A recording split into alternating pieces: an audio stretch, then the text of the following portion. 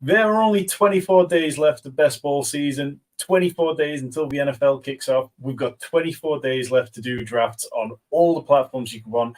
We're back in the Underdog Streets tonight, back with Joe for another Best Ball Mania draft. Joe, we've got one simple mission here in the Fantasy Sanctuary to help people win leagues. But before we get into the draft, we're coming off preseason week 1. What was your biggest takeaway from this weekend's preseason games? I mean, Tank Dell is the 101 of drafts now, isn't he? I mean, he had some crazy separation. I loved it, and there was a lot of plays from a lot of people. All I know is that this weekend taught me that I don't know a single thing about the Eagles running back room and what's going to go down. And that worries me because I was all about Rashad Penny, but he was running with the twos. And that scares me because he did that in practice as well.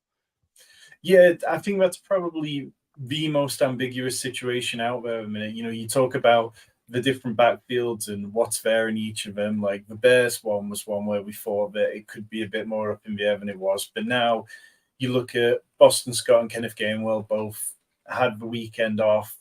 And perhaps that's purely down to the fact that the two of them had been with the team longer. And Nick Sirianni seemed to say something along those lines. But there hasn't been anything positive for Rashad Penny for quite a while now, and it gets harder and harder to take him. He was a player that I was quite aggressive on. I think he fit really well in hero RB builds, zero RB builds.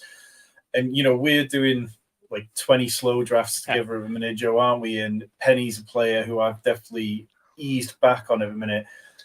Kenny Gainwell's kind of picking up steam and jumping a couple of rounds from where he was, thanks to quite a few positive practice reports. Is he somebody that you're going to be out on at the new kind of higher cost, or do you think it's still okay to mix him in? I mean, it all really depends where that higher cost ends up because he was at the very back end of the draft. So if he just moves up like a round or two, I'm doing it anyway because that's where I usually go for running backs that people like the Chuba Hubbards, the Ty Chandlers of the world, like somebody that I think could possibly elevate a little bit to drive my team higher. If he starts driving up into that 10, 9, 8 round range, then I'm out. But this is kind of like the old Patriot system. Like, who's the last running back I could take? Let me take that guy. Yeah, very much so. It's opportunity and ambiguity. So Gainwell's now up to round 14. He's the RB 51, sandwiched between Devin Singletary and Donta Foreman. And Devin Singletary, I definitely feel confident taking ahead of him. I feel like Foreman is a more evenly sort of like situation because both of them are in their committees and both could have some high value touches but couldn't.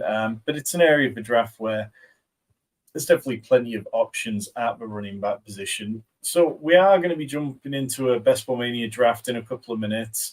It's 66% full. It had its busiest day of the year yesterday, I believe, with 10,778 entries. If you were hoping this was a contest which is going to overlay, it just doesn't look like that's going to be the case. Currently, even if they stayed at the current 7-day average of 7,050 entries per day, they'd get to 92%. This contest will pick up steam. Next weekend, don't be surprised if we start seeing 13,000 entries. In 2 weeks' time, there'll be 15,000 entries per day going into this contest. It is going to be busy in the Underdog streets. We saw today that there was a new puppy launched. They're only going to launch the puppy if they were confident that Best Ball Mania fills. And for anyone unfamiliar, first place is $3 million. 10th place, it drops all the way down to 30K. So we're not here for 10th place. We're not interested in 15th place or anything like that. We want that $3 million so we can split it between us, Joe. I can buy myself a Ravens season ticket, commission a private jet to take me over to all the games. In terms of where you're at with drafting, are you kind of like, do you feel exhausted by the drafting process yet? Or are you ready for the season to start? I am a little exhausted by the drafting process, but here's the thing is I go on vacation next week and I make sure not to do any drafting during that week. And then I come back with this brand new itch of like, I got to go do like 30 different fast drafts. So like I could get that last little bit in. So I have this weird little pause. What about you? Are you like exhausted? Because I know you don't have the vacation coming up. So like, are you done? When do you stop drafting basically? So let's see. So at the minute we've been doing 20 slow drafts on Underdog. I've had 40 slow drafts on Drafters going at the minute, and then I've had 30 slow drafts on DraftKings going. and I am very much sick and tired of it. I'm sick of waking up and immediately having to make picks. I'm sick and tired of thinking I quite fancy an early bed tonight, but instead I'm going to stay up till 11:30 to make sure that by the time I get up at 7, I'll still have a minimum of half an hour left on the clock. Slow drafts, we ruin lives, people, but we are not here for a slow draft tonight. We are going into the fast draft. If you are here and watching live along, let's get into a draft. Joe, do you want to enter into Best Ball Mania for us? Yep. I'm going to do it right now. We are in one. We have 3 more to start. Let me go to the page on here because I do the stuff through the phone. Let me draw. There we go. Pull this up on screen. The best ball. There we go. Oh, where'd it go? Oh, there it is. Shout out to JJ. Appreciate you being here tonight. Serious best ball grinder. You've given us no freebies. So these drafts finish filling up fast, and we're at the 104. Excellent. That seems like a nice pick. We've been stuck towards the back a couple of times. So, I mean, my boy Cooper Kupp has slid out of that top 3, out of the top 4, and past Christian McCaffrey over the last few days. I've been seeing him go all over. I think, for me, I'm still happy taking either Tyreek Hill or Cooper Kupp. I think if you pass up the running back here, there's so much running back value in the 2nd and 3rd round that I'm fine with that. Joe, do you feel strongly one way or another for any of the top players here? For me, I feel like it just goes Justin Jefferson, Jamar Chase, Cooper Kupp, and then Christian McCaffrey. But if you want a Tyreek Hill, like you said, there's so much in the 2nd, 3rd round that it doesn't bother me. We can go wide receiver early, and I'll be happy. Yeah, let's see how these first few picks go, picking in between a couple of badges. So see how tough of a room we get tonight. We've had some interesting rooms over the next few weeks. On Wednesday, I'll be back with the DraftKings draft. We have Matt Thornton, formerly of Fantasy Wildcard, Fantasy Weatherman himself will be with us. So Jamar Chase here? Jamar Chase falls. Yeah. Smash. Jamar Chase over 104 every day of the week. Yeah, I didn't want to interrupt you, so go ahead, do your schedule now. But they just came firing in. No, we'll always take a bit of a fall for Jamar Chase. So on Wednesday, we do have Matt Thornton will be in DraftKings Millie Maker. Maybe might jump into a DraftKings $100 single entry at some point soon. Might also, and then a week on Wednesday, we will be drafting in FantasyPros $350 FFPC tournament. Myself and Rich will be here for that draft. That'll be fun, tight end premium, redraft, have to draft a kicker and defense despite not wanting to. So it'll be good to get the redraft juices flowing. If you are in a redraft mindset, check out the site. We've got loads and loads of redraft content on there over the last few days. Joe, anything surprising you about how this first round's played out so far? No, not really. I was actually kind of surprised that we got a little bit of Jamar Chase. I didn't think people would let him drop, but I guess the news of Joe Burrow is still scaring people, even though he was on the field. So I don't really get that. Yeah, it seems like most of it's trending positively, and I don't think there's anything too much that we have to worry about. One thing I've got my eye on in this draft is where Chris Olave goes. He had a very quiet preseason weekend. He only had 1 target. He was out-snapped and out-targeted by a few players. Michael Thomas played 100% of the starter snaps, so it'd be interested to see if there's any kind of dip on him. I have not been in the fast draft streets too much this weekend. Managed to fit 3 in last night, but so far, we'll see. Garrett Wilson, AJ Brown going there. So AJ Brown falling to 2.3. That feels like a nice value to draft there. Joe, we're a few picks away. Anyone you want to bang the table for? Like you said, I'm looking at Chris Olave. Definitely like him. Let's see. Where are we looking at here? Can't do T. Higgins. Not feeling the double Bengals one. Pretty much looking at Chris Olave and maybe like a Tony Pollard in that. And that's about where I feel comfortable. You got anybody you feeling comfortable with? I would very much like Tony Pollard. I think that's... Never mind. He's gone. Of course. Such is life. But yeah, Tony Pollard, I'm currently writing a Hero RB article for FantasyPros. The more and more I look back at last year's stats and how he did on, only 15 touches per game, I'm very much interested in having more Tony Pollard than I currently do. In the slow drafts, which we've been doing together, I don't think we took him at all across 20 drafts, which makes me a little bit sad. But yeah, so Tony Pollard's gone. Derrick Henry is somebody who me and Rich talked about not wanting. Joe, what's a wide receiver? At wide receiver, we have T. Higgins, Devonta Smith, Calvin Ridley, Deebo Samuel, Keenan Allen. Let's go with Devonta Smith. I know, and then if Jalen Hurts makes it around the corner, maybe we could take Jalen Hurts there. I don't mind. That works for me. I think that's kind of how I've been approaching these elite quarterbacks a lot of the time. If I can take one of their stacking partners and then push them and see if I get a round's value on them, then it always feels a little bit better than taking them straight up out their current ADP. Even a guy like Jalen Hurts, who I think we're both high on and expect to have an even bigger year this year because the Eagles just aren't going to be in so many comfortable positions with fourth quarter leads. So Chris Olave did go one pick before us. I feel like there's definitely a world where Chris Olave doesn't break out this year. You know, he needs those downfield targets, and if the Saints offense becomes a bit conservative, it could be a little bit of a worry. Did you watch any of that game, Joe? I got to see a little bit of it. I was at the Phillies game at the same time, so it was a little hard to watch them both. I saw that A.T. Perry got a little bit of play and a touchdown, so that's kind of surprising. I do like him. Well, we're up. I'll go into him in a minute. Jalen Hurts is gone.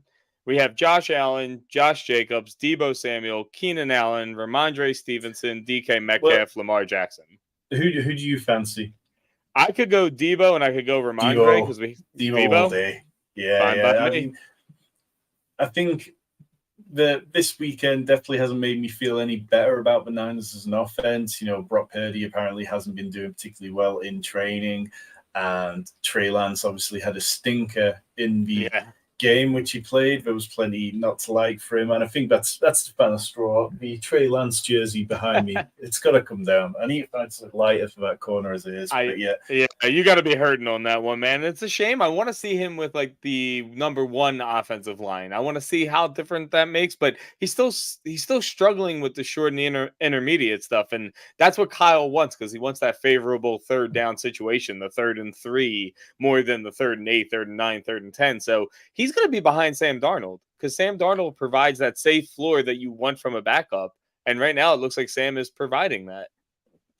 Yeah, it's hard for me to worry. I mean, for me, as somebody who was incredibly heavy on Trey Lance for the last 2 years, the writing was on the wall the moment they picked up the injury. It was like, okay, well, now at this point, you're going to have so long out injured that it's going to be very hard to develop. And I think I kind of struggle with that in general. But another player who hasn't really played in the last few years is Jordan Love. He went 7 for 10 attempts, had 70 yards and a touchdown in 2 series that he played, spread the ball around to 5 different pass catchers.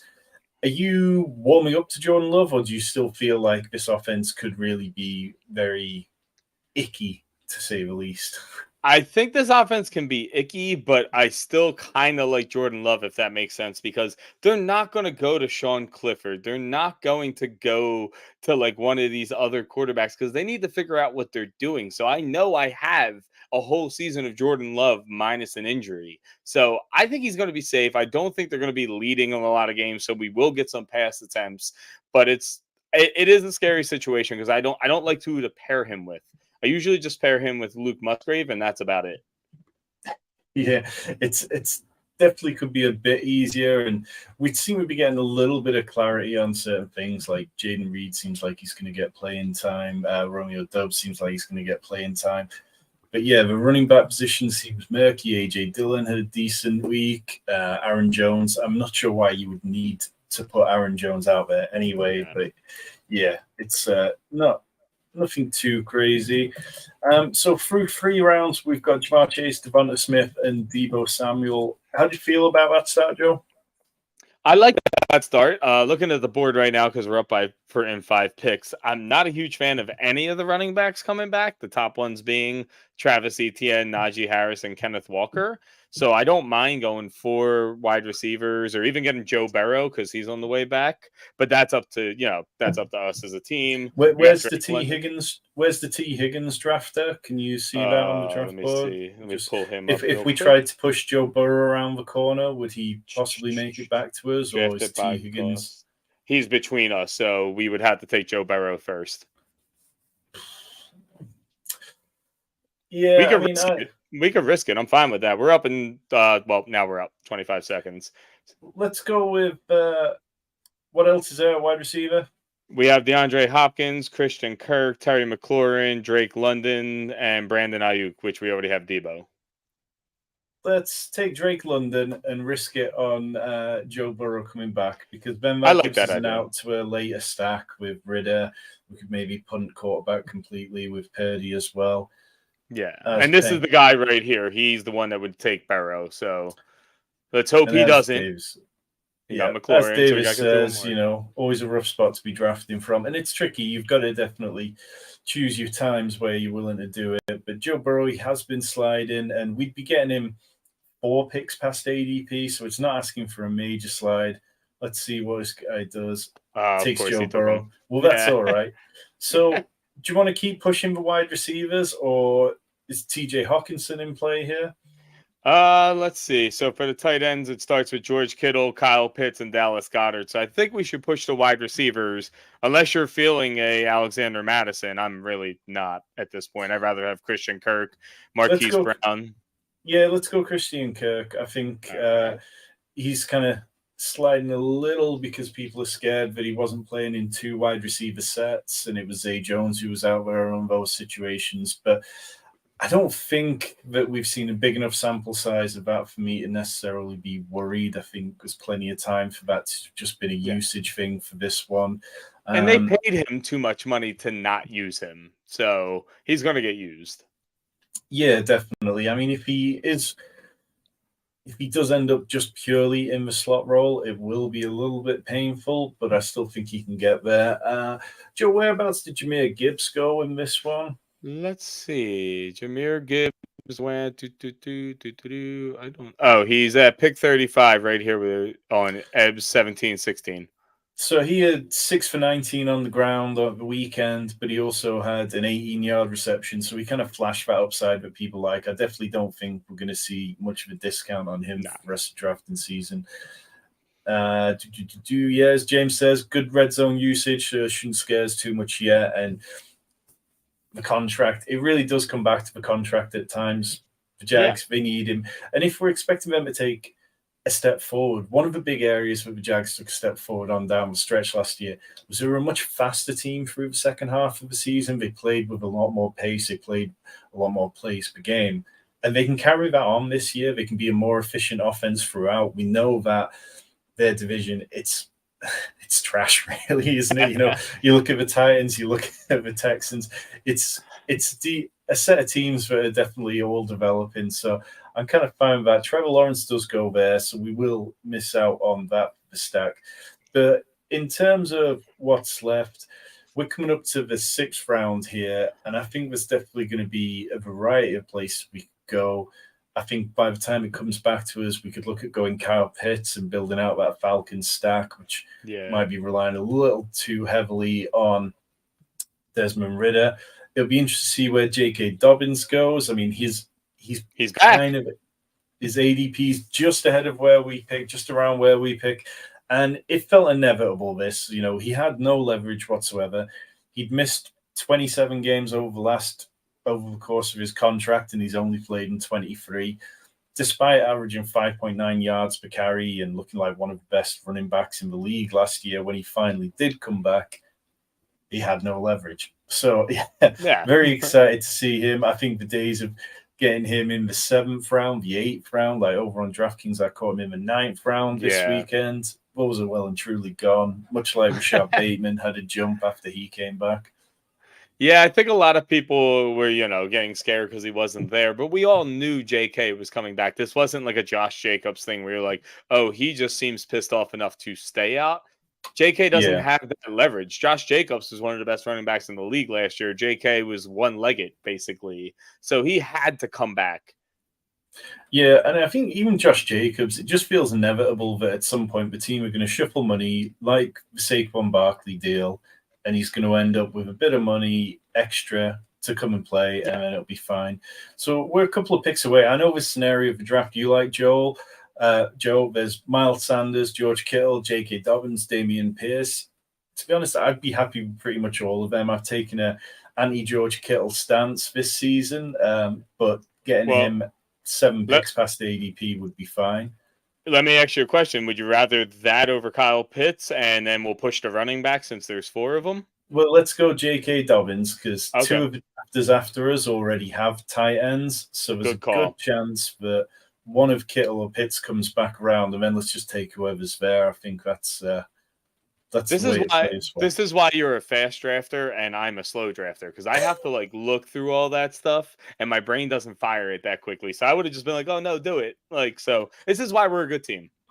I'd say the biggest thing is just drafting and talking about it or going through it. But now it's at the point where, I mean, I've ruined drafting for myself now. Now I sit down and it's like, I've got time to do a draft and it's like, well, I might as well do 3 drafts at once. And it just doesn't hit the same. The dopamine, you know, you're always searching for that bigger hit. And it'll be, I'm looking forward to doing this $350 buy-in draft next week because that will be far more. It will grab me by the balls, and it's 60-second picks, which will feel like a lifetime compared to 30-second picks. So it should be very good, which, of course, you can catch here on the stream. And if you are here for the first time, hit that like button, hit that subscribe button. We will help you win leagues. 1 pick away. Do you want to double up on running back, or should we take one of those tight ends, Joe?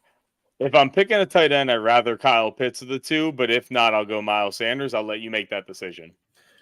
It's tricky because we're getting like 12 rounds value on Kittle, but you want to go London Kittle? Already. Do it. I don't have much Kittle, but I'll do Kittle. We got 8 Let's seconds. Go Kittle. Like I say, I mean, I've Kittle. Literally, there's a video on the channel talking about how George Kittle is somebody that I'm not drafting this year. But at a certain point, ADP value becomes worth it. And if you're getting, 13, 14 spots we got in there? I mean, that's a beautiful thing to see. And shout out to Davis, becoming a YouTube member of Fantasy Sanctuary. Big fan of Davis and the streams him and Hope do on the road to 150. If you want to be cool like Davis, you can join Fantasy Sanctuary from as little as $1.25 per month. You get exclusive access to our Discord, where there's over 100 people in there, setting up leagues, setting up best ball leagues, talking through strategy, talking through trades. You can get access to Rich's Dynasty content, his survival guide with trade values, trade calculator, contract stuff. All of that's in there. And during the season, you'll be able to get my DFS work, which will be exclusive to there this year. There will be no Football Outsiders columns for me this year because they don't pay people. So instead, I will be writing exclusively for the Discord members, and you can find it all in there, and I will always be available for that. Joe, so this weekend, one of the things that kind of surprised me a little was Baker Mayfield. We'd heard how he was stinking up training camp and he was just throwing interceptions left, right, and center.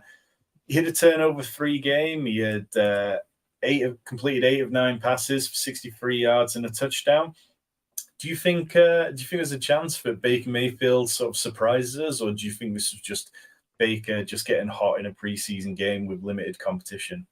I mean, we've seen Baker Mayfield get a hot, like when he went to the Rams, and we've seen him do it. I feel like he's a guy that likes competition, even if he's not good in it. So like practice doesn't hit. He's almost like an Allen Iverson. It doesn't hit the same way that a game does for him. So I feel like he gets a little more amped for it, and we have a better chance of like less overthrows and interceptions and all that fun stuff. Regardless, I still don't want to touch much of that offense. The defense I didn't watch that game, but from what I was reading from like tweets and everything, that defense didn't look very good and the offense didn't really do much. It just kind of seemed like it was the Steelers game. Did you watch that? No, I'll be honest, I don't watch any preseason games. I feel like preseason games are very noisy. I feel like the vast majority of starters aren't starting, and if they are, is it really worth tuning in for 20 minutes? We're back on the clock. We've got 1 running back, 5 wide receivers, and a tight end. Should we take Rashad Bateman and push this little Ravens correlation we've got? Got it. I mean, I feel like that was a good pick. There was no obvious stacking partners for us there. We're in a good position with 6 wide receivers now at this point. Can you just recap the team for us, Joe? Yeah, of course I can. So no quarterback. We have one running back, which is J.K. Dobbins. Our wide receiver is Jamar Chase, Devontae Smith, Debo Samuel, Drake London, Christian Kirk, and Rashad Bateman, a room I absolutely adore. And then at tight end, we have George Kittle, who we just need to have some of those burst weeks throughout the season. Yeah, so I think with George Kittle, we can kind of hedge against anti-Kittle stance by perhaps just adding 2 tight ends with our last couple of picks, really punting the position, and then building a free room. We're back on the clock. In terms of running back, what's there, Joe? We have Zach Charbonnet, Antonio Gibson, Samaje P. Ryan, Brian Robinson is my top. I'm a huge fan of Charbonnet. I don't know about you. Charbonnet is, yeah, let's go with All that. right. I think he's somebody that me and Rich talked in a video this week about how we both can't stop drafting Zach Charbonnet. I think there's a very realistic situation where by the end of the season, he supplants Kenneth Walker for total touches simply because he's a talented player and he can play on all 3 downs. Kenneth Walker, I've found more and more a hard pick lately because if he's not going to get the receiving work, even though that wasn't an area he excelled at, he got 20% of his fantasy points from the receiving game last year, and it feels very tricky to see him having quite as good a year as he did last year. And maybe that works well because maybe he stays fresher and that helps his legs for later on in the season. But yeah, where are you at on Kenneth Walker, Joe? He scares me, and it's just because of his inefficiency that came from last year. Basically, it was like a home run hitting machine. If he didn't hit that home run, he struck out. He was like a Kyle Schwarber of the NFL. And yes, I am bringing my Phillies into this. That you're going to have to deal with that. But he was a lot of home run shots, and he got a lot of work because there wasn't a lot of other people there with talent. But Zach Charbonnet is so talented. Like you said, 3 down back. He's running people over in the preseason. He's doing great. And Kenneth Walker is dealing with a groin injury, if I'm not mistaken. And that scares the hell out of me with running backs. If I hear he's only able to run a straight line still and he hasn't practiced cutting yet, that worries me. Yeah, definitely. So where we're kind of at in the draft, by taking the running back there, it feels like we're less chasey for the running back position. We know that our wide receiver room's pretty well set. In terms of the quarterbacks, can you star the ones that we've got stacks with, just so we make sure we don't miss them when we kind of fall into ADP with them? Yeah, I got you for that, buddy. I'm just throwing a few things up on the board now. And let's see. What so in terms of the other things that kind of stood out to me this week, it was interesting seeing the rookie quarterbacks take the field for the first time. And I don't think any of them particularly shone in a way which we might have thought if you're going back to draft season where people were talking about what a fantastic quarterback class this was. But I think it's okay. I mean, Bryce Young went 4 completions for 21 yards over 3 series against the Jets. Fine. And, it's not necessarily what you want to see. Anthony Richardson, he threw a pick on his very first play, which again, you'd much rather he went out there and had a nice completion. But I don't think there was anything that particularly scared me about these players. But CJ Stroud, he actually was using his legs a little bit more than he was known for in college. Do you think if CJ Stroud starts using his legs more, do you think there's a world where he ends up being the QB1 out of the rookies? I don't know if he could be the QB1 because I believe that's just going to be Anthony Richardson no matter what because of how much he uses his legs. But I do think he has a chance to push for it. And I do think he's going to have to run. His pressure grade on PFF is just abysmal. And the right tackle's out for at least a month with a hand injury, and that worries me. I think he's going to have to move a little bit more. And I'm okay with that for fantasy. For fantasy, I'm fantastic. I'm happy with that.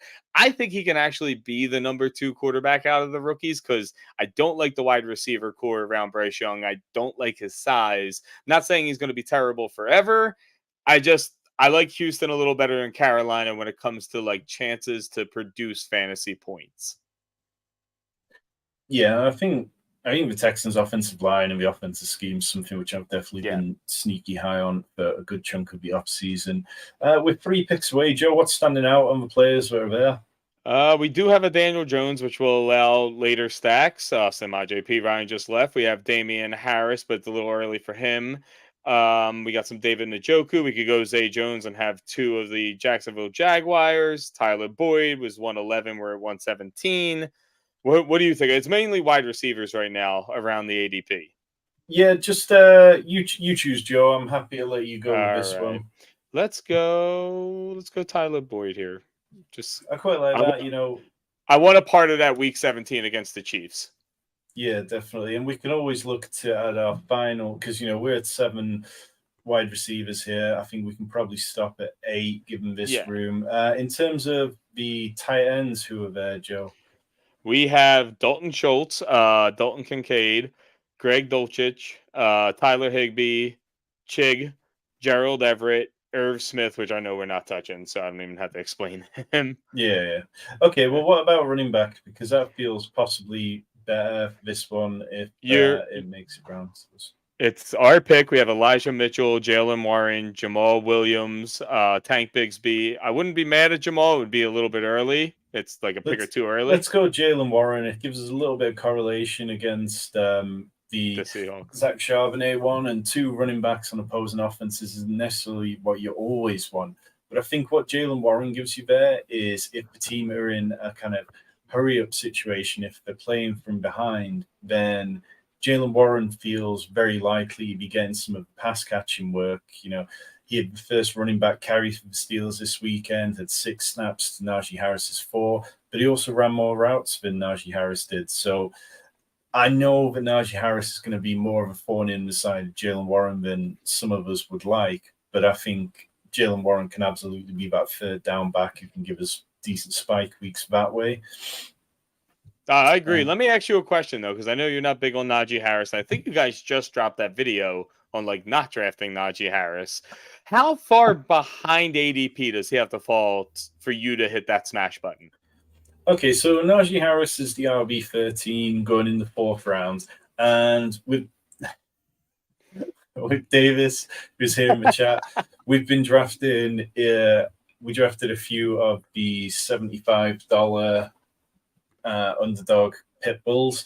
And when we were talking about players we like and don't like, I said that I was fine drafting Najee Harris. I would just typically, the only times I draft him is when he slips into the 5th round. I think in the 5th round, that's fine. I think if you're comparing him to the likes of Alexander Mattison, Kenneth Walker, Aaron Jones, that's fine. I would take Joe Mixon ahead of Najee Harris, and Mixon is the RB15 as opposed to the RB13. Travis Etienne, who's sandwiched in between the 2 of them, is another player who I haven't drafted barely any of this season. So, yeah, really, I think it's just an area of the draft which I prefer to wide receivers as much as, I find it difficult to get on board with Najee Harris. I can understand his talents and there's stuff that I do like about him. But in that area of the draft, you're looking at players like Mike Williams, DJ Moore, Christian Watson, Jerry Jeudy, Keenan Allen, Chris Godwin, Marquise Brown, Brandon Ayuk, Christian Kirk. I just prefer all of them. And straight up, I would take TJ Hawkinson over Najee Harris. I like Justin Fields, Joe Burrow, Justin Herbert, all those players that are clustered around an area where if I have to take Najee Harris, it's at the expense of them. So for me, that's been a big part of it. And if Najee Harris does have a great season, I'll be very happy because I know some very smart people who are in on Najee Harris, and that's all good. And as Davis says, draft flexibility doesn't work well for Najee. We're a couple of picks away, so we've got 3 running backs, 7 wide receivers, 1 tight end. Are we approaching anyone in terms of our quarterbacks for stacks, or we still got a way to go off ADP? We got a little bit of a way. It's Brock Purdy at 167, Desmond Ridder at 208. Gino's no longer there. I can add Kenny Pickett just because he would be 170. Okay, so what's at running back? So running back would be Elijah Mitchell, Tyler Algier, Roshan Johnson, Devin Singletary, Kendre Miller, Jerome Ford, Kenneth Gainwell. Who do you like out of it, Joe? That's a tough one. I mean, just because of the ADP, I think I would go Roshan or Tyler or even Devin. I'm fine with any of those 3. Let's go Tyler Algier because, we've got Drake London. It's a little bit of correlation to it. I think Tyler Algier is going to be decent this year. I'm very much in on Bijan Robinson having a fantastic year, but it still would surprise me if Algier got plenty of touches. And if it works out for us, don't the Falcons play the Bears week 17? So if we wanted to come back with Roshan, we could? Yeah, I think, again, that gives us two sets of running backs kind of correlated. We have one pick ahead of us. Yeah. I mean, what else is a running back? Do we have any of the Miami running backs? The next Miami running back would be Jeff Wilson at 176. It's probably a bit high, yeah. Okay. Yeah. So, do you want to buy the dip on Greg Dulcich? He's slipped here by 20 spots. I kind of feel fine about that. Greg Dulcich, who had a quiet weekend, he only ran a route on 50% of the routes for, the dropbacks. He was out-snapped by Adam Troutman, 15 snaps to Dulcich's 10, out-targeted 3 to Troutman to 0 for Dulcich. But this just feels like one of those when it gets into the season and when players are needed to be out there running routes and stuff, that Dulcich is going to be a difference maker at times. Yeah.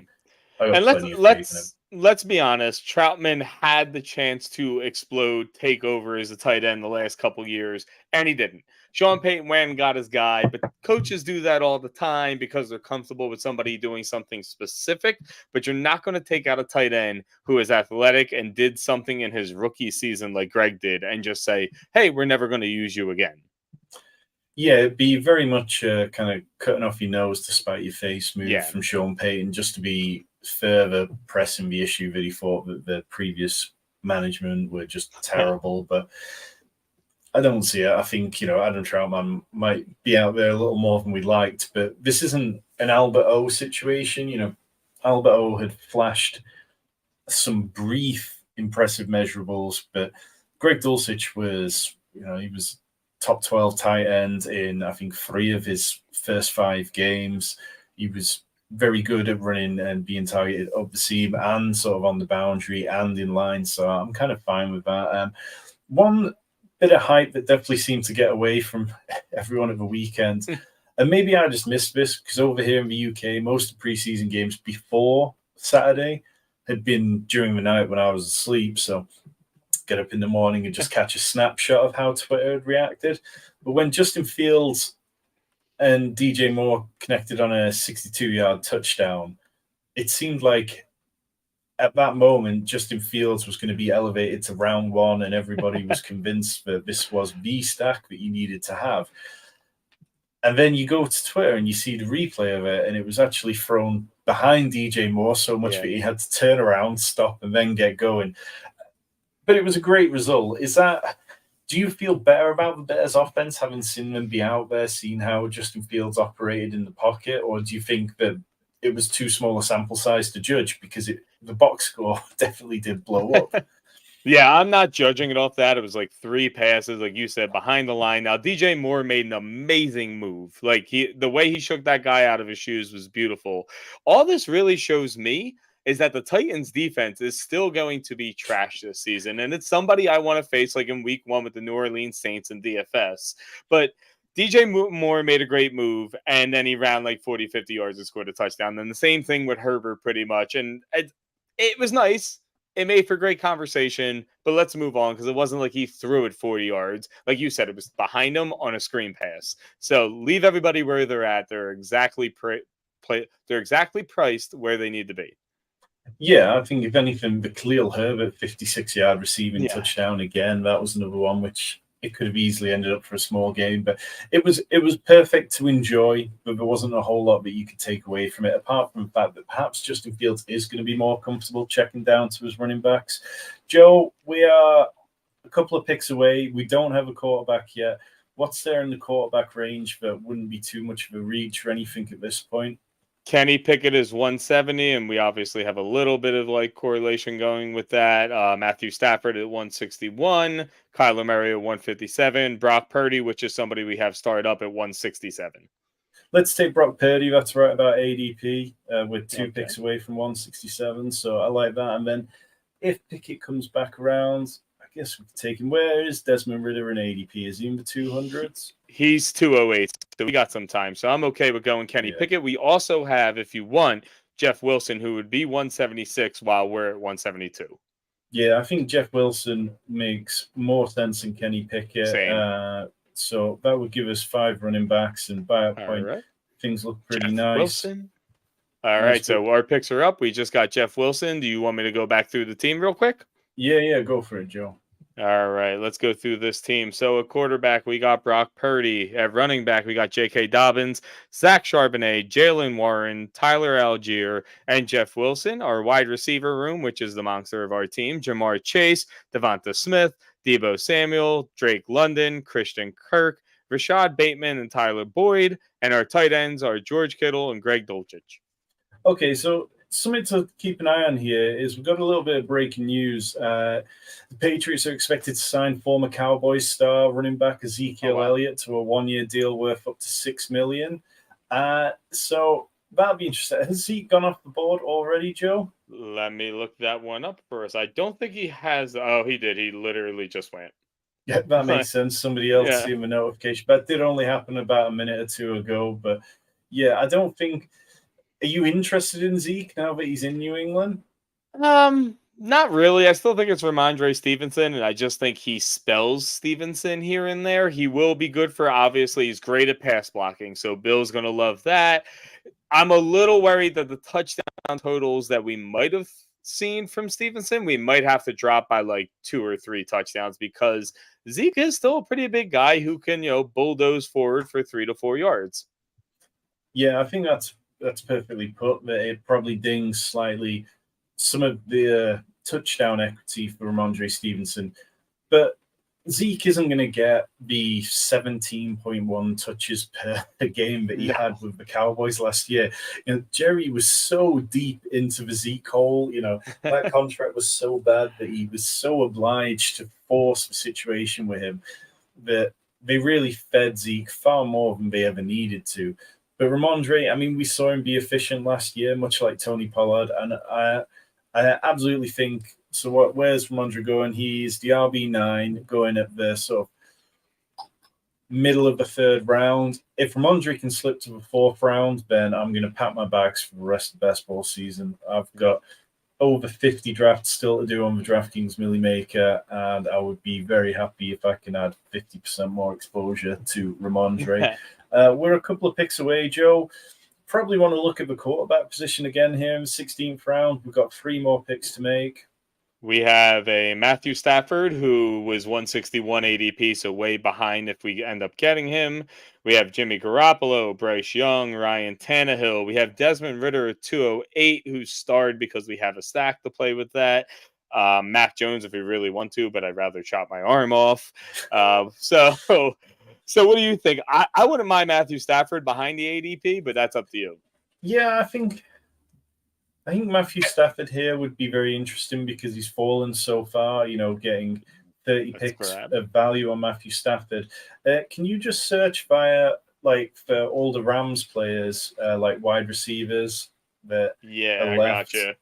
And even Kyron Williams, throw him in the queue as well because he sounds like he's going to be doing a bit of 3rd down work. Basically, we have Puka and we have Kyron, and that's it. I'll tell you who else to throw in to get a little bit different. Demarcus Robinson. All right, I got him queued up too. So we're all in there, and we're up in 2 picks. So should we take Desmond Ridder and make this a 3 quarterback room? It probably feels flimsy enough that we need to, and then we can figure out whether we want to go tight end or running back with our last pick. So let's go Desmond Ridder here, and he's drafted. We're up in 16 picks. We got the 3 quarterbacks. That's a little flimsy, but I don't think it's that terrible. And I think you're right. I think we go running back or tight end to finish this off. And I can also queue up Giants players to have a little bit of bring back correlation with Stafford. Yeah, let's do that. See which Giants players are still there. I think that's a good way to kind of take advantage of this ADP that's fallen to us. I mean, I don't think there's been anything negative about Matthew Stafford. I haven't seen anything since we came on. I think by all accounts from Jonah Rodriguez, The Athletic, who's probably the best Rams beat reporter out there, she's saying that Stafford looks like he's lost weight, but he's playing happy and healthy. And the Rams seem kind of fine with things. I do think that there's a a limited range of outcomes perhaps from this year. I don't think we're going to see him jump back to being the fantasy worthy quarterback he was when the Rams won the Super Bowl, but I'm all right with it. Have you been taking much Matt Stafford this offseason, Joe?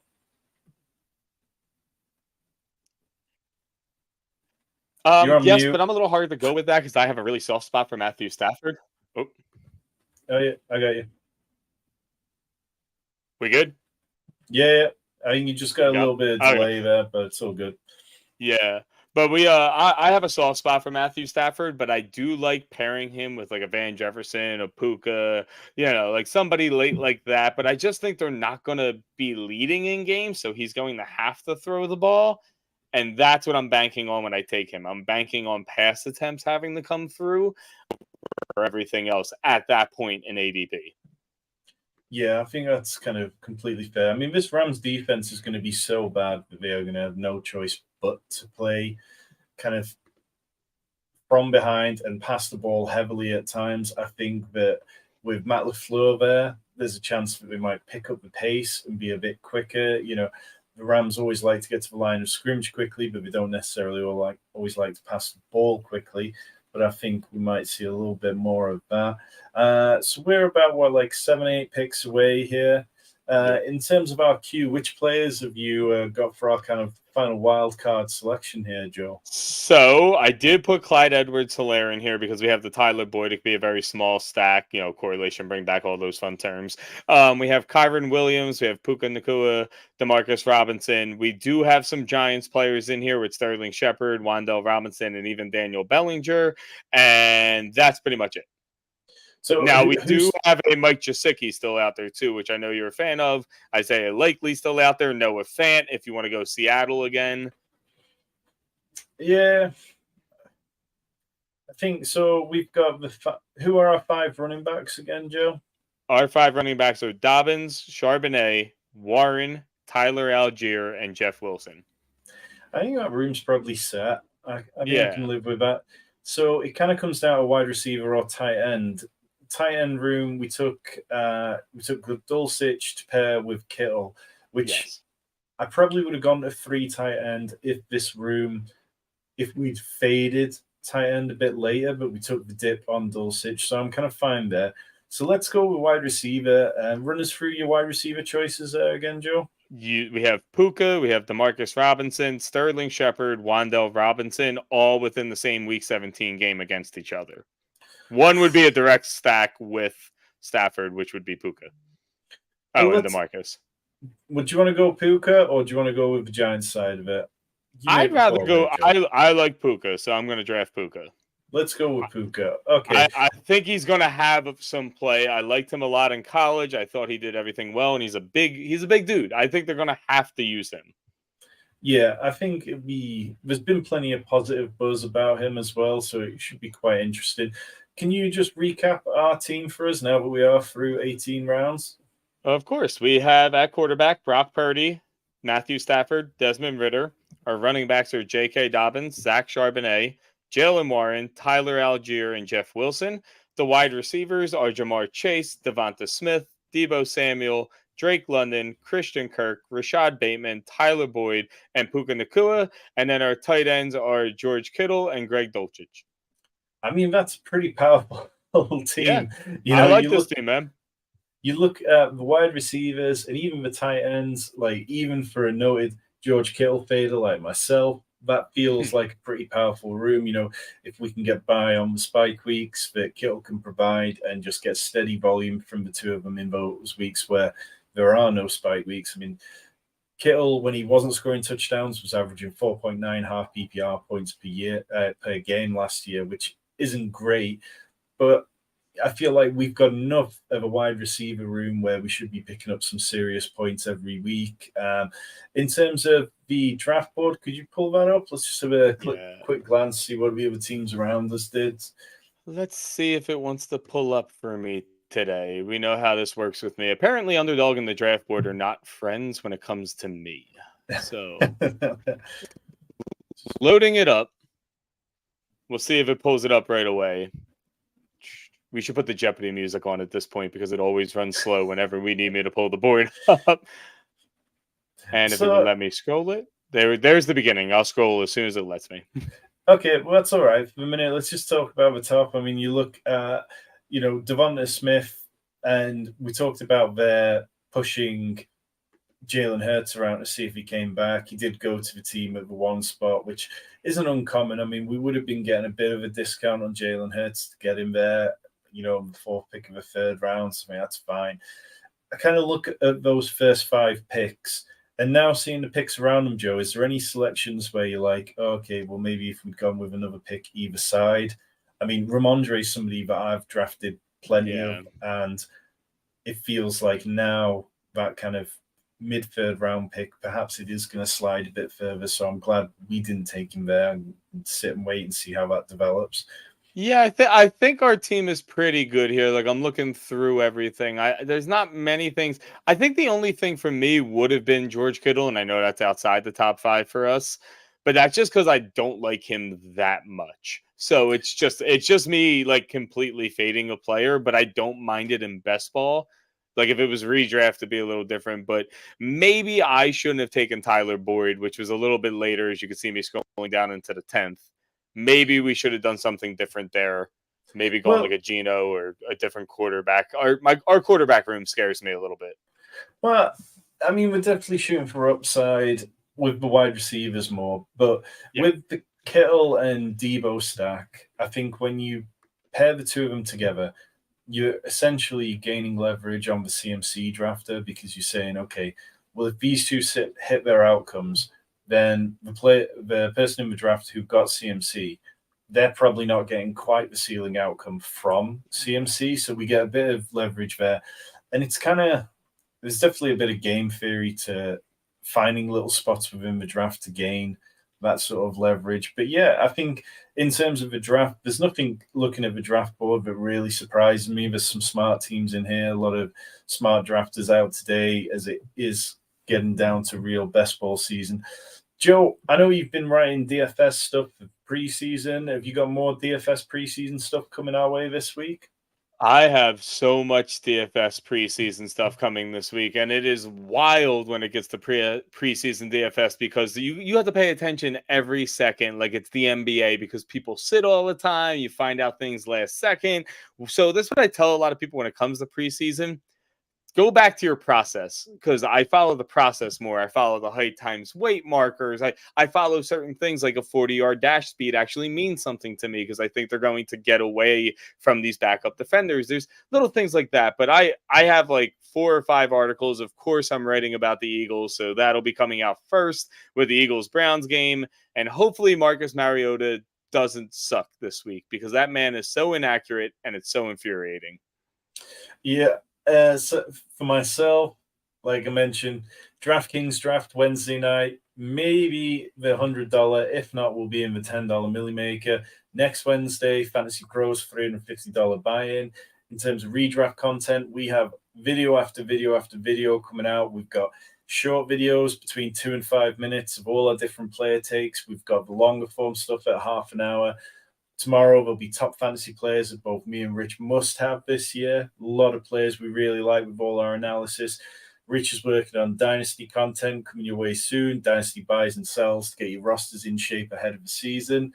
Everything's just ticking along. There is one place you want to be. We will help you win leagues. That's all we're here to do. And we will be back very soon.